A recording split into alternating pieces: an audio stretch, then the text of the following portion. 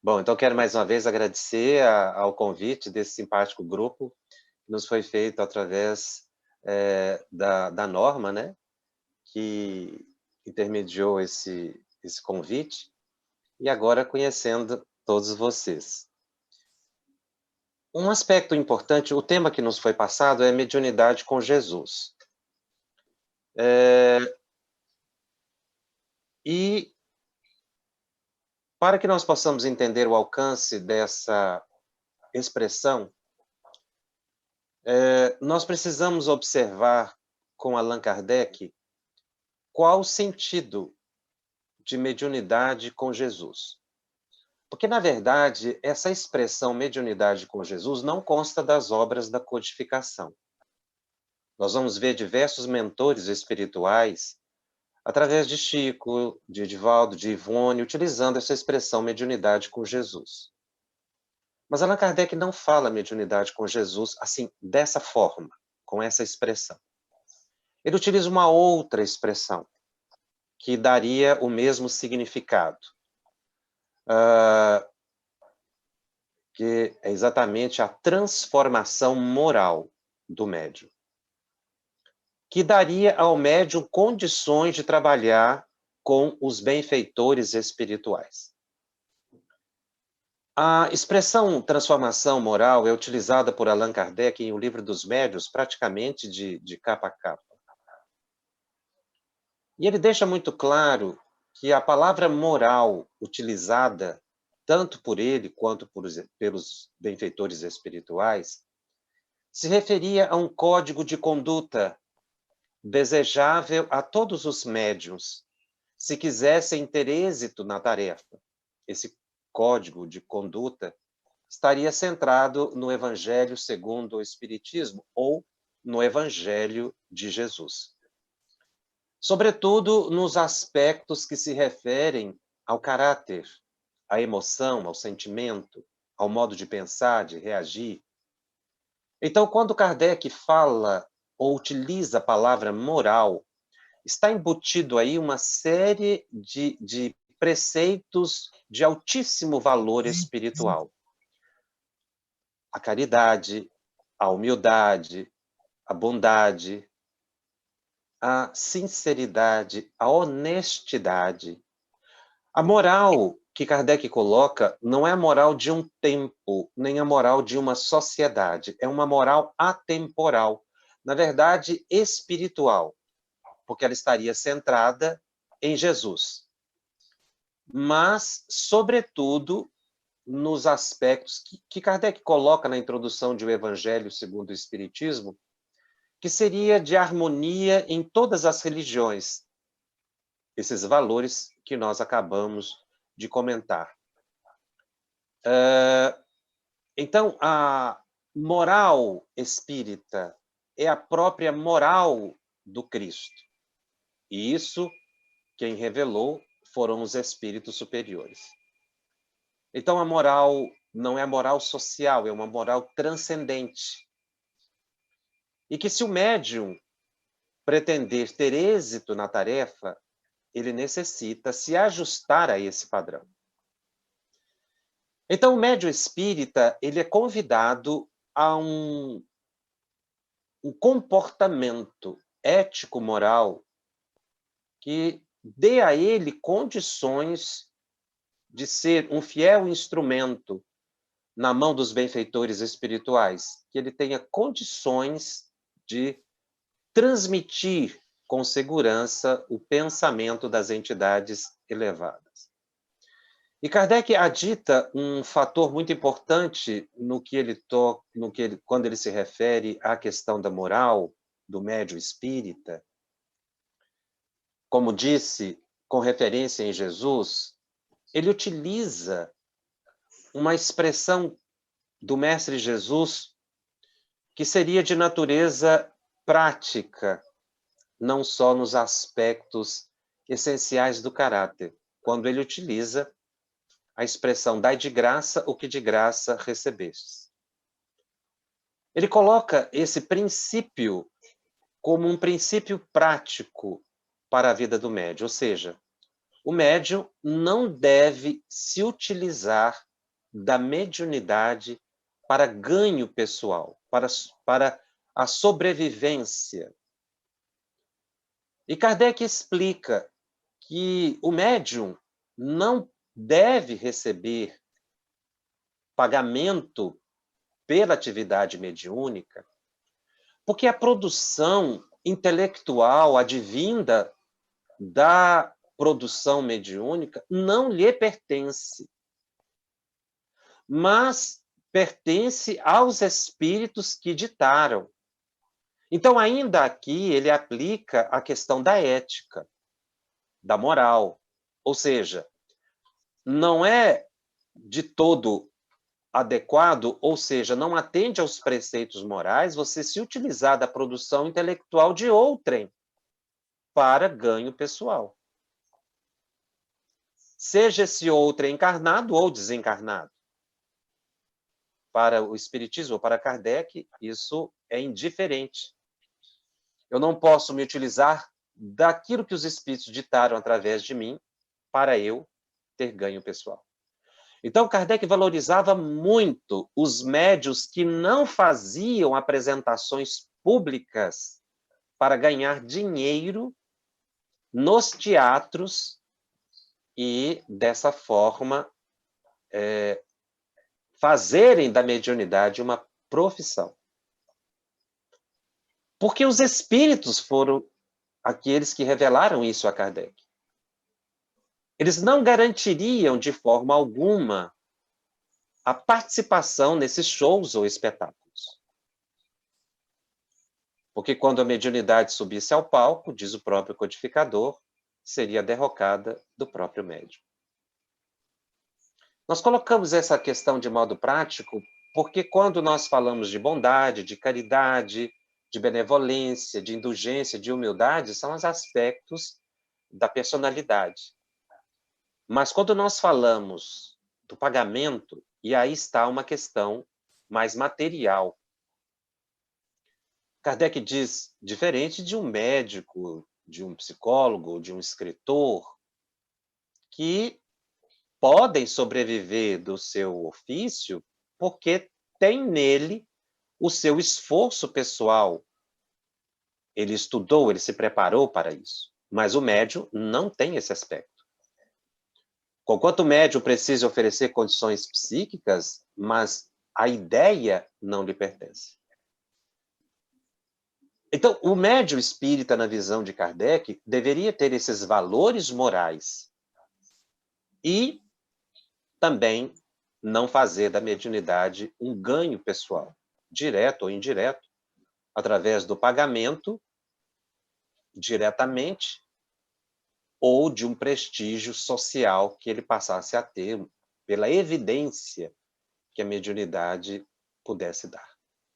Então, Kardec orienta seguramente, com base nas altas instruções dos benfeitores espirituais, de que o médium deve fazer tudo para vencer o orgulho e a vaidade, que são os grandes obstáculos à tarefa de um médium, porque esbarra na possibilidade de uma captação segura do pensamento dos espíritos superiores, e também o orgulho e a vaidade são as bases para um processo obsessivo extremamente grave, que Allan Kardec identificou, que é a fascinação, que os médiuns vaidosos e orgulhosos estão sujeitos, porque os fascinadores do mundo espiritual, os mistificadores, os que iludem o médium, vão utilizar exatamente esses dois vícios morais que se contrapõem a todos aqueles outros que atraem os espíritos superiores. Então, é por isso que o comportamento do médium interfere na produção mediúnica do médium. Porque a faculdade mediúnica em si, ela é neutra. Ela não é boa nem má. Mas o uso que o indivíduo faz, é que causa uma grande diferença no resultado. Kardec chegou a essa conclusão de que os aspectos morais do médium interferem na produção mediúnica e também abrem brecha para as obsessões, por informação dos espíritos superiores, mas também de observação. É muito interessante quando ele começa a descrever os fenômenos. Por exemplo, fenômenos de efeitos físicos, uma aparição, uma materialização, uma escrita direta. Ou então as mesas que se movimentavam, as mesas girantes. Esses fenômenos de efeitos físicos, em tese, não deveriam sofrer a influência moral do médium. Porque Kardec faz uma classificação básica dos fenômenos em fenômenos de efeitos físicos e em fenômenos de efeitos intelectuais. Os fenômenos de efeitos intelectuais é até compreensível que o aspecto moral, psíquico do médium interfira.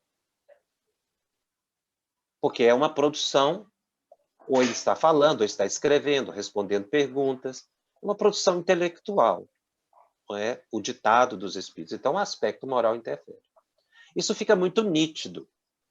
Ele observou que os médiuns destituídos de moralidade tinham uma produção mediúnica insatisfatória. Na verdade, ele coloca 3 aspectos para um resultado mediúnico positivo: a qualidade moral do médium, a qualidade moral do dirigente da reunião mediúnica e a qualidade moral dos assistentes da reunião mediúnica.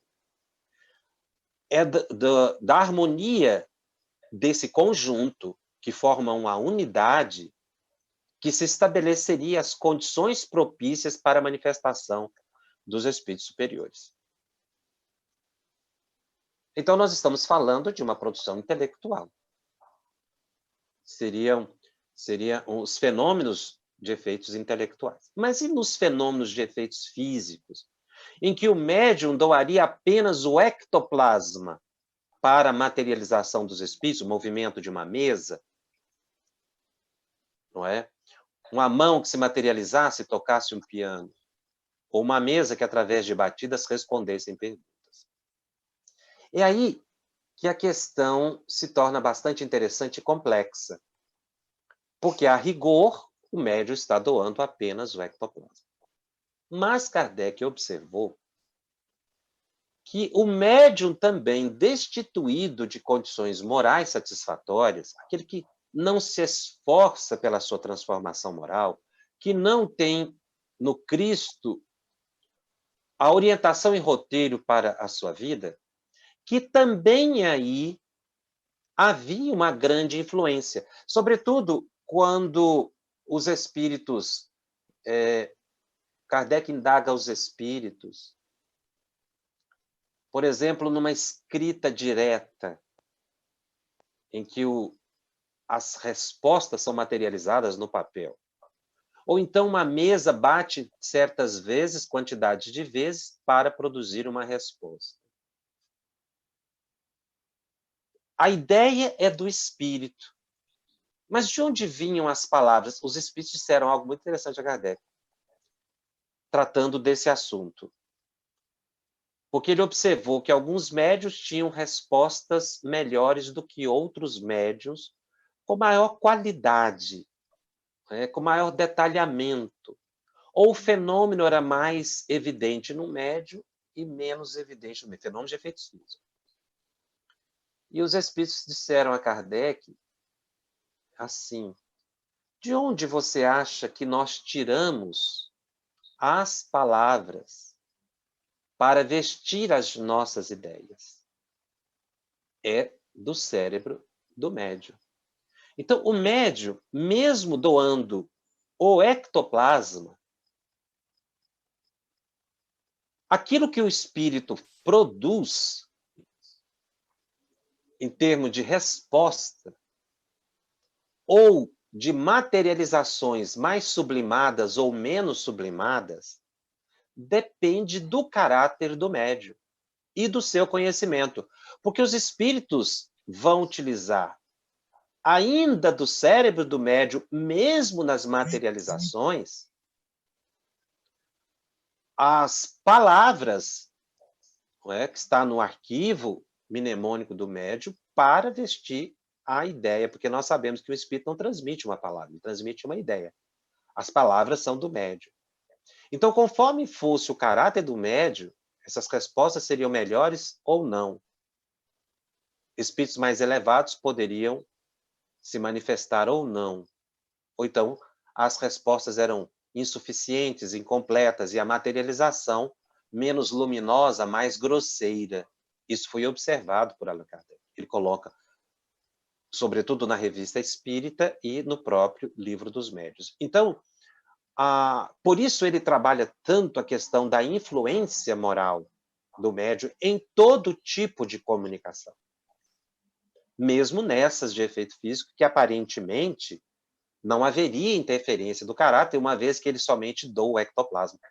Nós vamos aprender com o André Luiz, nos livros em que ele trata da questão da materialização, que é o livro Os Missionários da Luz e nos Domínios da Mediunidade, que a materialização, os fenômenos, eles realmente teriam um êxito maior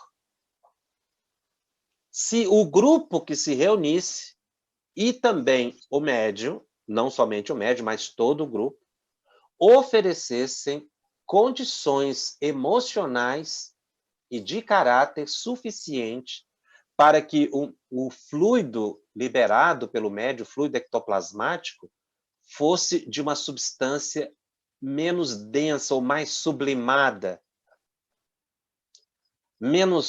com menor interferência dos aspectos emocionais do médium e do grupo.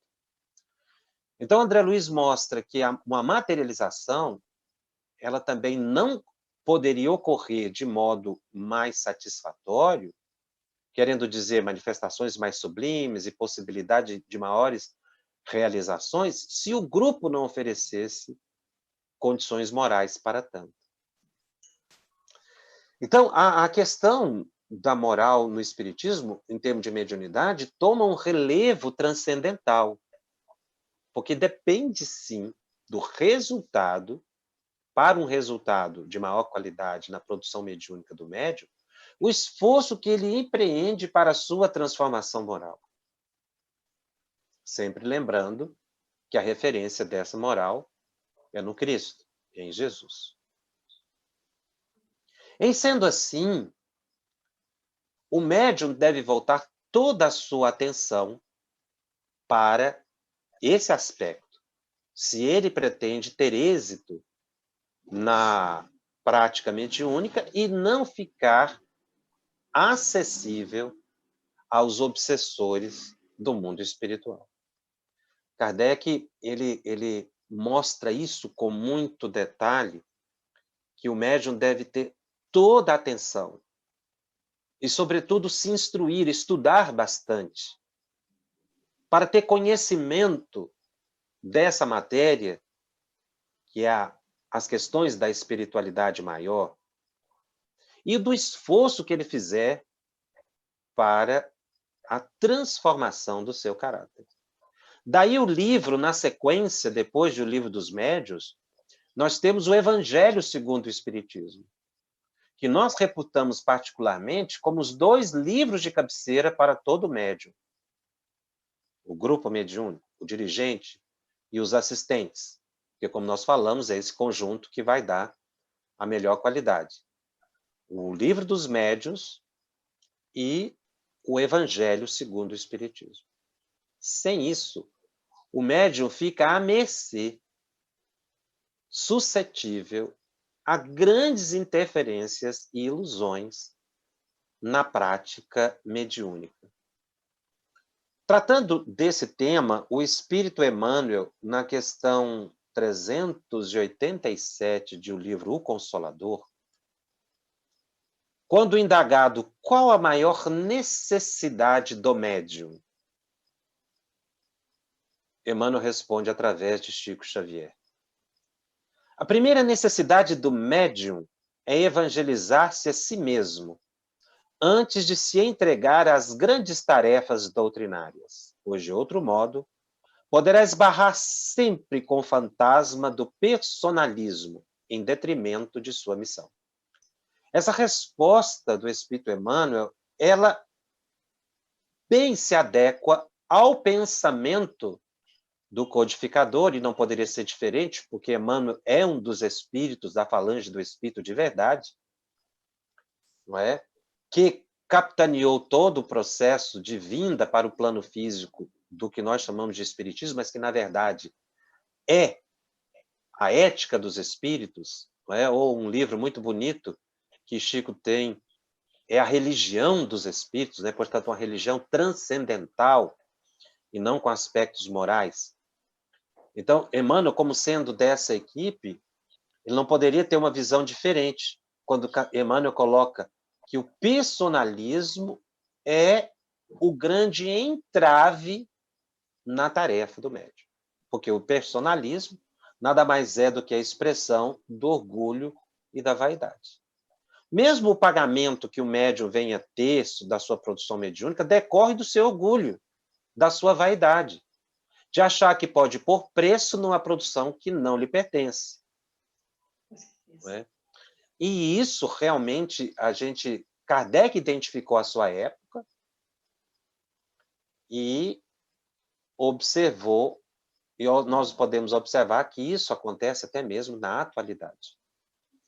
Há aqueles médios que tentam se aproveitar da sua popularidade na mediunidade para fazer disso um ganho pessoal, como eu disse, através de um pagamento direto ou de um prestígio público.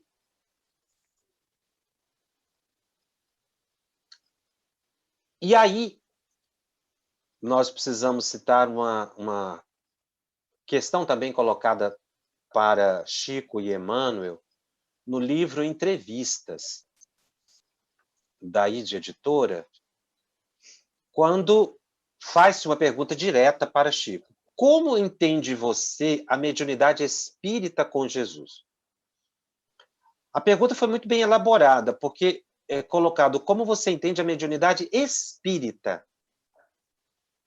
Porque esses preceitos que nós estamos falando, eles são preceitos ou princípios espíritas.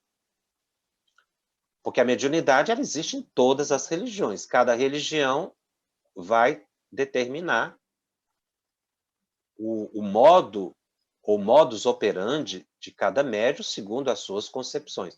Não estamos dizendo aqui que é melhor ou pior. Muito pelo contrário. Acreditamos sempre que todo médium busque fazer o bem e a caridade. Mas cada religião tem o seu preceito próprio, suas normativas próprias para se lidar com a mediunidade. Por isso é que nós falamos não da mediunidade geral, mas da mediunidade espírita, conquanto nós entendamos que essas orientações de caráter moral ou focadas em Jesus se adequam a qualquer pessoa, né? Uma vez que Jesus é o guia e modelo para a humanidade. Então, independe de uma religião. Mas a pergunta foi colocada para Chico desse modo: como você entende a mediunidade espírita com Jesus? E aí Chico dá uma resposta muito interessante. Aqui cabe uma observação antes, o Chico era muito cuidadoso nas respostas, ele nunca se exibia nas respostas.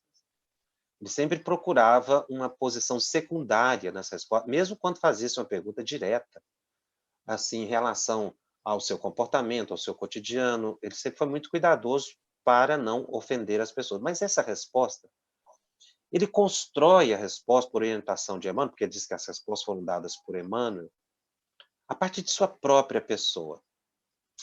Ele diz assim: para mim, e digo isso apenas com respeito à minha pobre e apagada pessoa, mediunidade espírita com Jesus tem sido um processo de iluminação, pelo qual, quanto mais os bons espíritos escrevem e se comunicam por meu intermédio, mais evidentes se tornam os meus defeitos e inferioridades, não só perante os homens, como também diante de mim mesmo.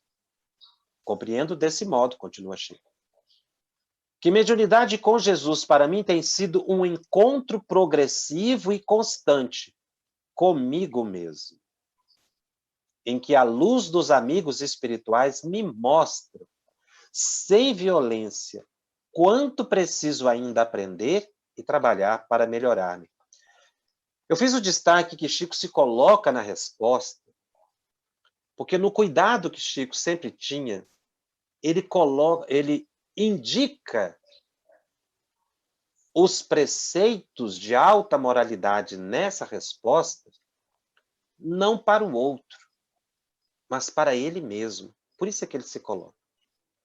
Porque é muito conveniente, muitas vezes, nós darmos orientação ao outro e não acolher a orientação que muitas vezes passamos para a frente. E aí o Chico, utilizando a própria pessoa, como era muito do caráter dele, falando de seus defeitos e inferioridades, não é?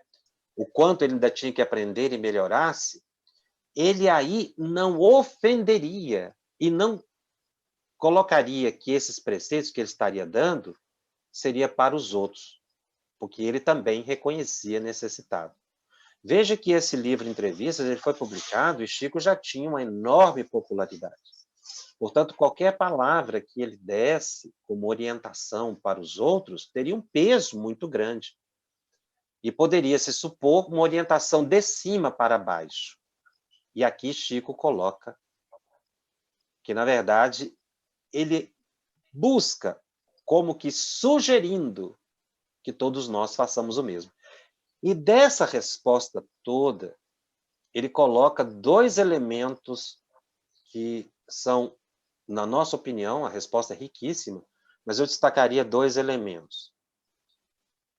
Mediunidade espírita com Jesus é um processo de iluminação. E o segundo, um constante encontro do indivíduo consigo mesmo. Portanto, autoconhecimento. Quando Chico Emmanuel coloca que a mediunidade espírita com Jesus é um processo de iluminação, a palavra processo significa uma sucessão de atos que se deve empreender para atingir determinado objetivo. No caso, a iluminação. Então, nessa questão, trabalhar a mediunidade com Jesus é uma atividade processual em que o indivíduo continuamente deve buscar estudar para compreender e aplicar o conhecimento para se auto-iluminar. É um processo. Portanto, não se acaba. Que, aliás, é também um pensamento de Kardec, ele diz no Livro dos Médiuns, quando o médium está plenamente desenvolvido, é aí que começam as grandes preocupações que o médium deve ter, ou seja, ele continuar se instruindo. Porque como é uma atividade, a iluminação ela é processual, ela nos acompanha para mais de uma encarnação. E aí, nesse processo de iluminação, está o encontro do indivíduo consigo mesmo, ou seja, o autoconhecimento. Daquilo que o indivíduo precisa saber de si para se melhorar. Por isso, a resposta ela é realmente extremamente rica, porque quando se estuda a mediunidade, não se deve olhar para o exterior, mas para o interior. Emmanuel diz muito isso. Estudar mediunidade focado no fenômeno é ficar na superfície. É trocar o efeito pela causa. Todo estudo de mediunidade tem que ser transformador do caráter do indivíduo. Porque ele deve focar a causa. Onde é que está a causa da produção de todo o fenômeno mediúnico? Na mente humana. Por isso, Kardec verificou que a moral interferia em todo tipo de comunicação. E os espíritos confirmaram isso para ele. Então, se o indivíduo quer êxito ele precisa voltar a sua atenção para o interior. O estudo, portanto, de mediunidade deve ser interiorizado, reflexivo. O que é que eu preciso modificar em mim mesmo para que eu atenda ao compromisso que eu assumi no mundo espiritual? E aí, na questão 410 ainda do livro O Consolador, perguntam a Emmanuel qual o maior escolho do apostolado mediúnico. Nós temos que lembrar que as perguntas do livro Consolador foram também orientadas por Emmanuel. As perguntas foram apresentadas, ele fez uma seleção. Essa pergunta, ela tem uma ligação muito grande com o pensamento de Kardec, quando ele utiliza a palavra, inclusive a palavra escolho, que é obstáculo, não é, para a prática mediúnica, mas aqui acrescenta a questão de um apostolado, ou seja, para que o médium realmente seja um apóstolo do Cristo na atividade mediúnica. Qual o maior obstáculo para isso? E Emmanuel responde de forma excepcional: o primeiro inimigo do médium reside dentro dele mesmo. Ele coloca 2 inimigos. O primeiro é esse, e aí ele detalha. Frequentemente é o personalismo, a ambição, a ignorância, a rebeldia, no voluntário desconhecimento de seus deveres à luz do Evangelho. Fatores de inferioridade moral, e não raro o conduzem à invigilância, à leviandade e à confusão dos campos produtivos. A confusão dos campos produtivos aqui é exatamente o problema da obsessão. Porque realmente o médium se perde nesse emaranhado de produção mediúnica, quando ele é rebelde diante dos seus deveres à luz do Evangelho. Por isso, Emmanuel sempre orientou Chico a disciplina e estudo. A disciplina como aplicação do estudo, como transformação interior, não como algo exterior que se impõe a alguém, mas algo que se aceita. Porque se submeter ao Evangelho de Jesus é admitir na vida certas disciplinas, porque o Evangelho de Jesus é um código divino, é um código de comportamento. E como todo código, códigos significam normas, normas comportamentais. Por isso Emmanuel coloca que o primeiro inimigo do médium reside dentro dele mesmo, e ele começa falando de personalismo que se exibe exatamente pelo orgulho e pela vaidade, e que acaba consumindo o médium na sua tarefa. Mas Emmanuel não para por aí. Ele diz que há um segundo inimigo.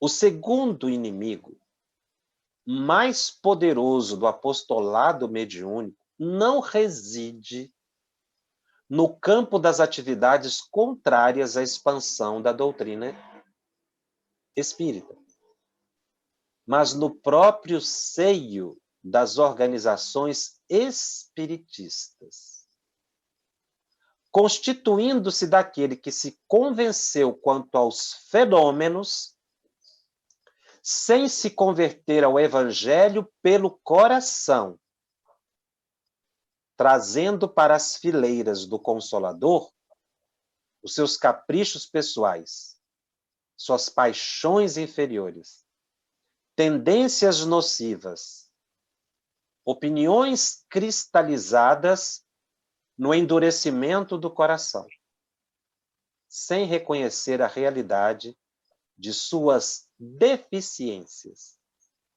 e exiguidade de seus cabedais íntimos. Emmanuel está falando de quem aqui? Do grupo que cerca o médium. Porque é exatamente esse grupo que muitas vezes estimula a vaidade do médium, explora a possibilidade fenomênica do médium, que Emmanuel descreve. São aquelas pessoas que trazem para a fileira do Consolador os seus caprichos pessoais, suas paixões inferiores daqueles que se convenceram quanto aos fenômenos, mas não se converteram ao evangelho pelo coração. Porque um grupo pode levar o médium à derrocada.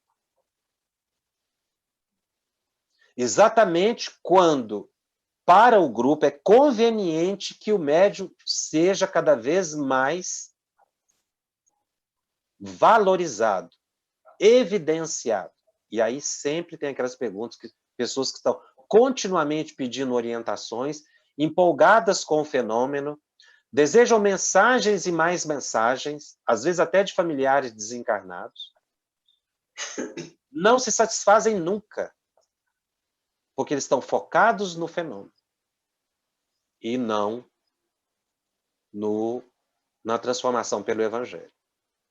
Uma vez eu particularmente conversei com uma médium e ela estava angustiada, porque ela me mostrou a produção mediúnica dela e realmente ela não conseguia captar adequadamente o pensamento do espírito. Tinha lá, ela me mostrou assim, umas 40 mensagens. Tinha mensagem de Emmanuel, Bezerra de Menezes, André Luiz, irmã Sheila, parentes dela, mentores desconhecidos, não é? Emmanuel, tratando dos assuntos mais triviais e superficiais. E quando se você colocasse o dedo ali, tampasse o nome do espírito, você via que era a mesma pessoa que estava escrevendo. E aí, ela querendo que a gente, né, trocar alguma ideia, nós falamos sobre essa questão da prática mediúnica e perguntamos quanto tempo tinha quando ela me procurou, ela tinha mais ou menos uns 2 para 3 anos de prática mediúnica.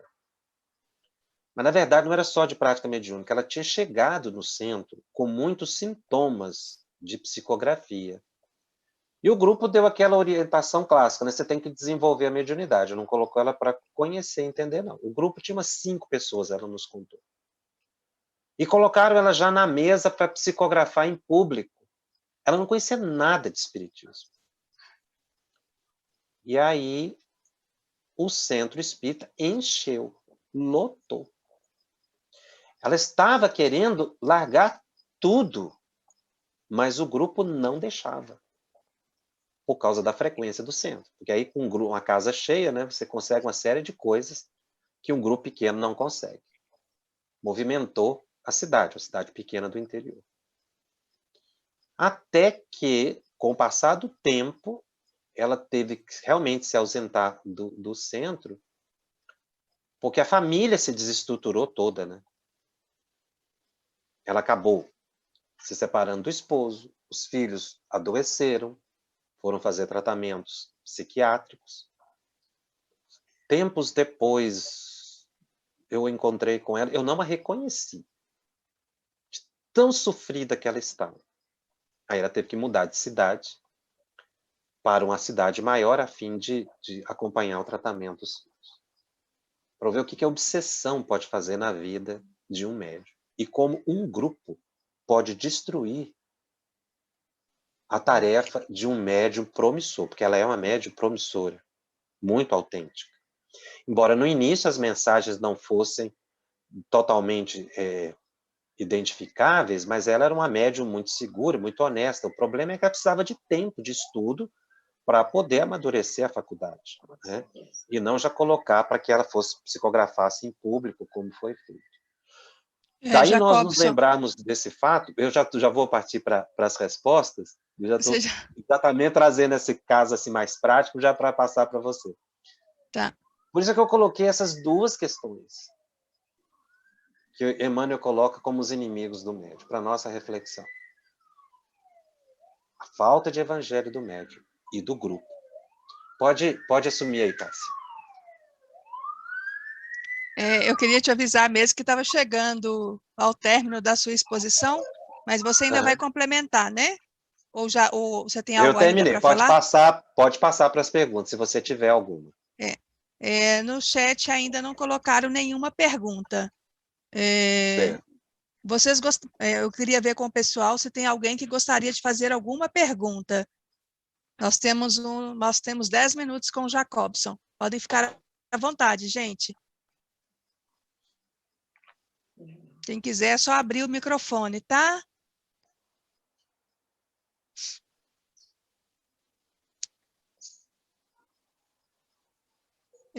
Bom, Jacobson, ninguém se manifestou ainda. Mas então, eu posso fazer uma pergunta? Claro, fique à vontade. Você mencionou essa questão aí, esse caso dessa moça, né? Quantos problemas que ela passou em razão de um comportamento da casa espírita, né? Que acabou trazendo muitas dificuldades para ela, né? E a gente sabe, Jacobson, que isso acontece até com uma certa frequência. Nós podemos dizer que isso acontece com uma certa frequência.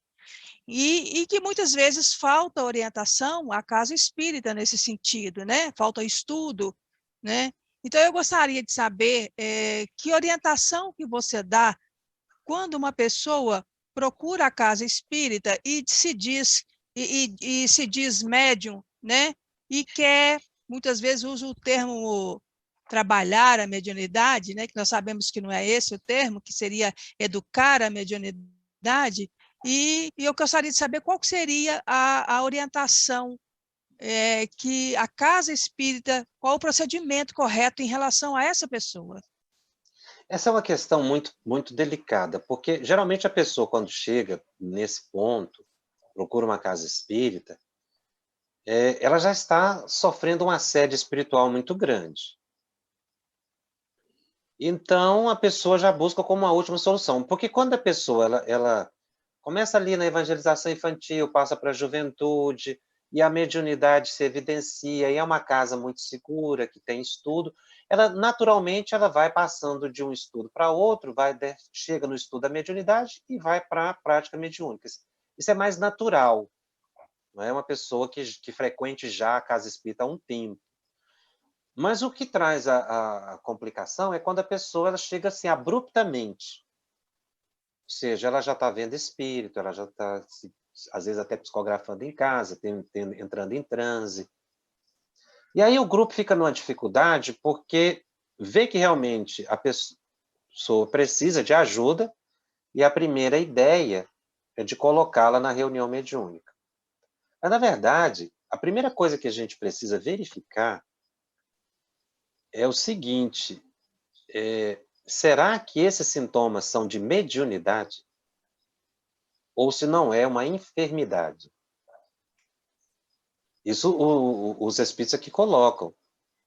Porque muitos sintomas se assemelham. Então, é preciso que a pessoa, não é, ela verifique, seja adulta ou criança, se não é uma influência de natureza psíquica. Porque tem enfermidades que levam o indivíduo a estados de transe, alterados de consciência. A pessoa tem sintomas que parecem mediunidade. Dores difusas, dor de cabeça, tem visões, tem vontade de escrever, vozes que falam na cabeça da pessoa. Isso, muitas vezes são transtornos que precisam ser tratados com os especialistas. Então, a mediunidade é um diagnóstico de exceção. Se não for problema médico, nós podemos considerar a mediunidade. Tá, mas aí fazer o quê? O mais seguro para a pessoa é que ela comece o estudo do Evangelho para se harmonizar, receba passes, tenha o acolhimento daquelas pessoas que atendem as pessoas para conversar, colocar o Evangelho no lar, e a pessoa começar a entender um pouco mais de espiritismo. Quer dizer, ela precisa se harmonizar primeiro. É muito comum, depois que a pessoa se harmoniza, em que ela se equilibra pelos passes, pela oração que ela passe a fazer diariamente, pela transformação do ambiente do lar, pela harmonia que ela passa a ter na família, é muito comum, não é raro, desaparecerem aqueles sintomas. Que às vezes aqueles sintomas eram apenas por influência espiritual ou desarmonia psíquica. Eu aqui já estou excluindo a questão da parte médica. Somente depois a pessoa vai, se ela demonstrar interesse, para um estudo de mediunidade e prática mediúnica. Então as pessoas às vezes querem pular essa etapa e acham que essa etapa é muito demorada. Mas ela é essencial para avaliar o indivíduo, se ele tem compromisso com a mediunidade ou não, porque senão a gente coloca a pessoa despreparada na reunião mediúnica e ela se desequilibra mais, depois sai do centro, inclusive reclamando, porque ficou muito mais prejudicada do que antes. Porque o ambiente de reunião mediúnica, ele tem muitas energias ali que circulam e afetam a pessoa suscetível e sem conhecimento. É por isso que a pessoa precisa se preparar para ir para a reunião mediúnica. Então a gente vai para a reunião mediúnica quando está harmonizado, não quando está desarmonizado. Quando está equilibrado, não quando está desequilibrado. A reunião mediúnica não deve ser vista como um ambiente para equilibrar médiuns. O médium vai na reunião mediúnica para auxiliar aos espíritos. Se ele estiver desequilibrado psiquicamente, emocionalmente, ele não tem condições de participar de uma reunião mediúnica. Mas a gente inverte, coloca a reunião mediúnica como um ambiente de cura e de tratamento para o médium. Nunca foi. Você não encontra isso na literatura espírita. Ele é um local para você prestar assistência ao desencarnar. Portanto, você tem que estar bem de saúde física e emocional. Porque se você tiver qualquer enfermidade, você não pode ir para a reunião mediúnica. Senão você não tem um comprometimento psíquico ou físico. A pessoa precisa aprender isso. Mas, às vezes, assodadamente, o grupo...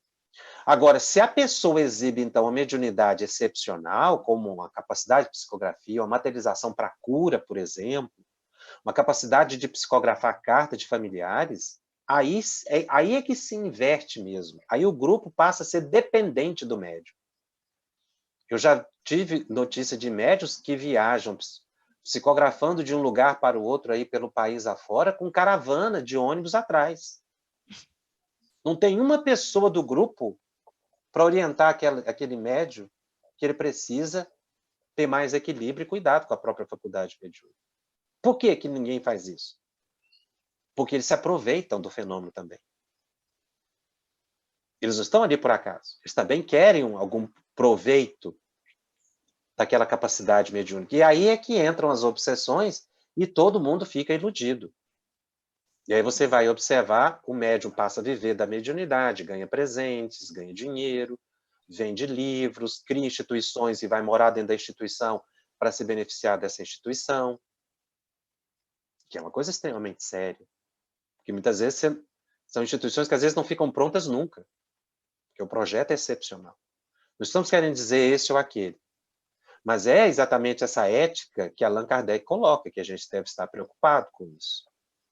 Porque Emmanuel estabelece os dois grandes inimigos, a vaidade do médium e o desequilíbrio do grupo. Então é por isso que o grupo tem que estar muito seguro para poder ele estabelecer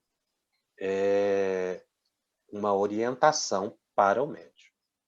Me estendi um pouquinho na resposta, exatamente porque essa questão é muito delicada e evidente no centro espírita que você colocou, viu?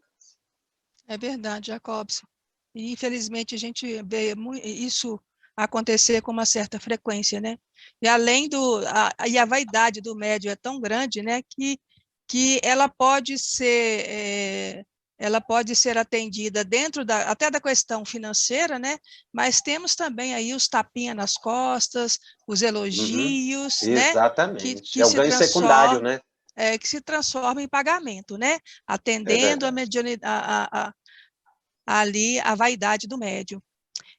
Tem uma pergunta aqui, Jacobson, deixa eu ver aqui.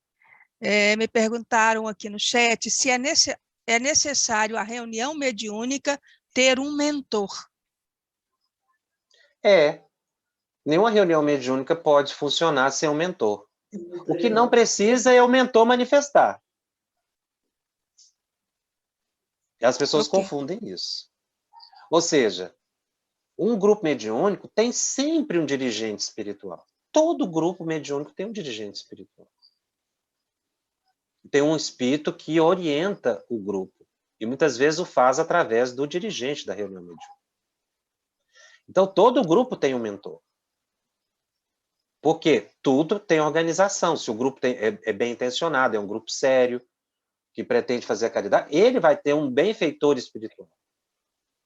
Então, nós podemos dizer que todo grupo tem um benfeitor espiritual, um mentor. Agora, não quer dizer que esse mentor precisa se manifestar, que aí é que é a dúvida das pessoas.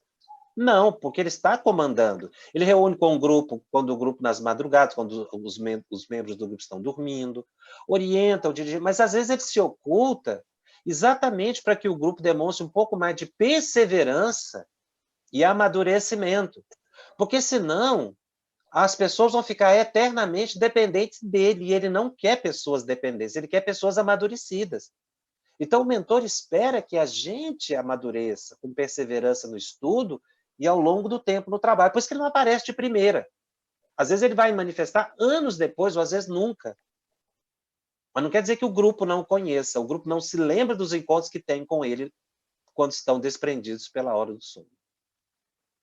E é engraçado, a gente fica mesmo dependente do mentor, né? A gente ainda segue aquelas características de outras religiões, né? A gente fica dependente do mentor, fica dependente do passe, fica dependente de uma série de coisas, né, da casa espírita. A gente precisa afastar isso aí, né? Você sabe por quê, Cássia?